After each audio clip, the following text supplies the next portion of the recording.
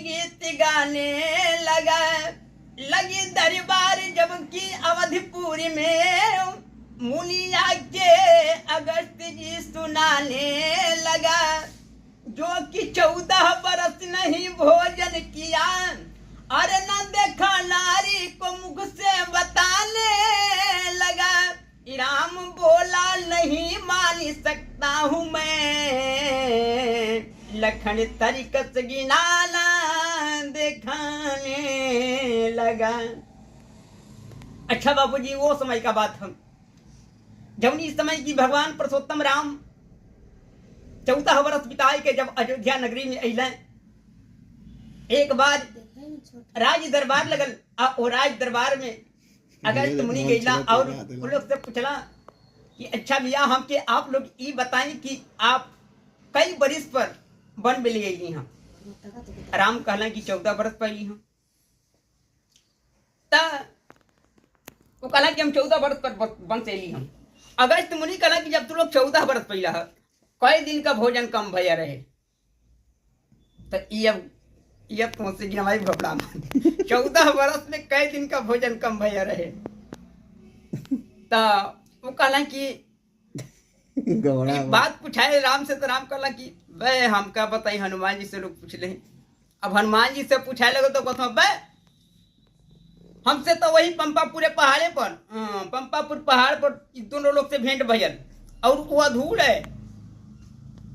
हम ये बता दे भोले, हम ये बता ही बोले कि जौने समय इनके भाई के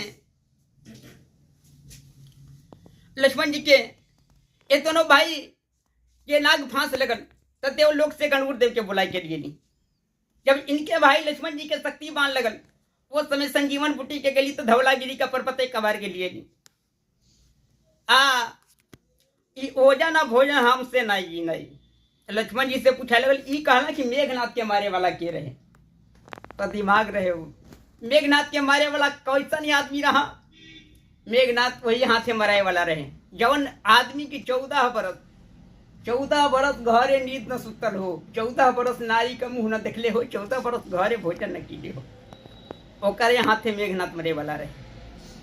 और भोजन के कहना कि हम गिनवाई ई भोजन, कहना कि भोजन की गिन। लक्ष्मण जी कहना कि हम देव भोजन, ई भोजन हम गिनब। कहना कि 7 दिन का भोजन कम बनब। राम कहना कि नहीं मनब। तब गिनवावत में कहना बतावा। देखा बड़ी पुरान गीत है ये गीत है कि अरे भीतरा से जहरी नगिनिया हो, अरे भीतरा से जहरी नगिनिया हो ऊपर प्यार की ओढ़निया। भीतरा से जहरी नगिनिया हो ऊपर प्यार की ओढ़निया। लेकिन कहना हो भोजन की नमाबत हम है। अरे कहेले लखन मीठी बनिया हो सही मान ल बचनिया। कहेले लखन मीठी बनिया हो सही मान ल बचनिया। अरे भोजन 14 बरस के गिनाइल, भोजन 14 बरस के गिनाइल। अरे गिनती में 7 दिन सही कमायाइल, गिनती में 7 दिन सही कमायाइल।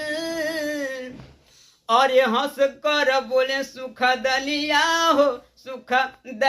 हो सही मान ल बचनिया। 7 दिन का भोजन गिना था। कहला कि पहला उपास कब भैया रहे। लक्ष्मण जी बतावा कि सुना पहला उपास कब करौले रहा। कहाँ पहला उपास भइल राम बनवास हो। अरे पहला उपास भइल राम बनवास हो, दूसरा उपास सही पिता स्वर्गवास हो, दूसरा उपास सही पिता स्वर्गवास। अरे तीसरा का सुनीला कहानिया हो, अरे कहानिया हो सही मान ल बचनिया। तीसरा का सुनीला कहानिया हो सही मानी ल बचनिया। कहला कि पहला उपास भयल जौनी समय हमन वन में जाए लगली जा, वो समय भोजन ना के ली जा। दूसरा उपास भयल जौने समय की पंचवटी पर कुछ दिन महल बना के अपन जीवन बितौली जा, वो समय पिता राजा दशरथ जी का स्वर्गवास हो गए। उस समय पिताजी के विरोह में भोजन ना की ली जा। एक दिन उंजा बीत गए और तीसरा उपास कब करवले रहा। अरे जब किया के रावण माता सीता का हरणवा तब सपना स्वीकार भइल तीसरा भोजनवा आई गइल भारी परसनिया हो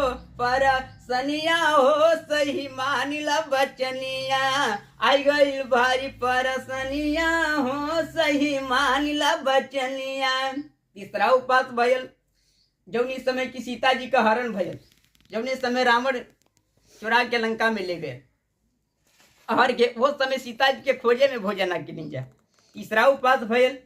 चौथा उपास करवले रहा कब। अरे इंद्रजीत जब नाग फांस में झुलाई तब वो दिन भोजनवा न किए रघुराई सब ही के दिल में गलनिया हो सही मानिल बचनिया सब ही के दिल में गलनिया हो सही मानिल बचनिया। चौथा उपास भइल जौनी समय मेघनाथ राम लक्ष्मण दोनों लोग के शक्ति नाग फांस मरल वो समय भोजन ना की ना लोग। पचमा में अरे पचमा में मेघनाथी मारा शक्तिवान हो अरे माया के बनाई सिया रावण बलवान हो। अरे पचमा में मेघनाथी मारा शक्तिवान हो माया के बनाई सिया रावण बलवान हो। धन्य धन्य कहे मुनि ज्ञानिया हो सही मानिल बचनिया।